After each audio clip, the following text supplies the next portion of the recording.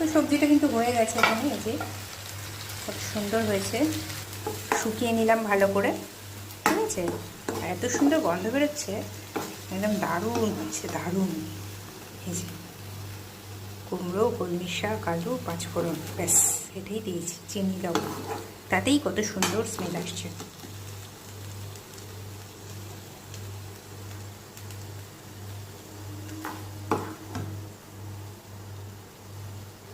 আলু আর কুমড়ো ভেজে নিচ্ছি, আলু আর কুমড়ো ছোটো ছোটো করে ভেজে নিচ্ছি। এর মধ্যে সামান্য একটু পাঁচফোড়ন দেবো, আগে দিইনি কেন, পাঁচফোড়নটা পুড়ে যাবে তার জন্য দিইনি। এরপরে দেবো কলমির শাক, এই যে কলমির শাক দিলে একটু সবজি মতো হয়ে যাবে।